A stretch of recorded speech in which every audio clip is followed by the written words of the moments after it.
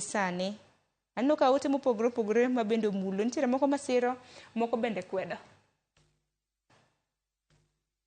Erokamano Sharon, ago ne jopur niang' duto ma osebedo komiyowa oriwowa lwedo. Mokwongo ago erokamano ne Ombura Bala. Ombura Bala en achiel kuom jopur niang' kendo e gwenge ma Songo wasetiyo kode kendo ng'ama welo lokwendo mi agone erokamano Ombura Bala ni wachung' kodu ni pesa marwa ma ses cha ni wasewacho ni kes go osedhi e doho wachunge mondo mosechoka mondo waduog walos go nderni. Machielo maduong' mogik ni giywak ni cost of production ni malo, mana adier. Mane omiyo nitie sirkand William Ruto obiro gi miluongo ni subsidies. To ket subsidies mokwongo e fertilizer. To kati ket subsidies e fertilizer, cartel be nochako donjo usonwa kar mondo wanyiew kuoyo mwagedogo, to kawo kuoyo oketonwa e gunia usonwa.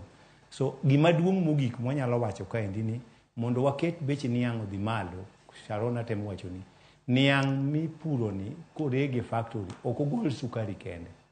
An kani an e pricing committee kendo an gi those record ni e court, wadwaro ni by products mag japur niang' japur ni nitiere gimiluongo ni mad filter. Kar nyiewo fertilizer to en mbolea ma kambi use ole puothegi. Komi japur to konyogi kar nyiewo fertilizer. E sem niang' japur ni golo gimiluongo ni molasses. Kidhi agrochemical kacha en achiel kuom kambe matindo to tiyo maber to chulo jotichgi kendo chulo taxes. So niang' japur ni wadwaro ni mondo ochul japur the by product ma en molasses. Iloso kode ethanol, iloso kode gik mamoko. E niang' japur ni kidhi Kibos ka iloso kode ceiling board because ogolo gimiluongo ni bagas. Bagas no bende factory tiyo kode ka chwako gang'owa ka tiyo gi stima to gitiyo gi bagas mondo giran go the boiler. So kwa kao ni pesa mar sukari to wadwaro ni these other byproducts ma bende kambe gigolo onego mede e wi pes japur. Mano omiyo nawacho ni kimedo byproduct, Sharon anyisi ni japur niang' ma Kenya ka onego chul ka koro imedo maka onego chop $7,000. To ok nyal bedo macha nikech kambe wagi poko comply to produce byproduct. Gigolo mana sukari kende except Kibos machulo magolo gik mamoko gi.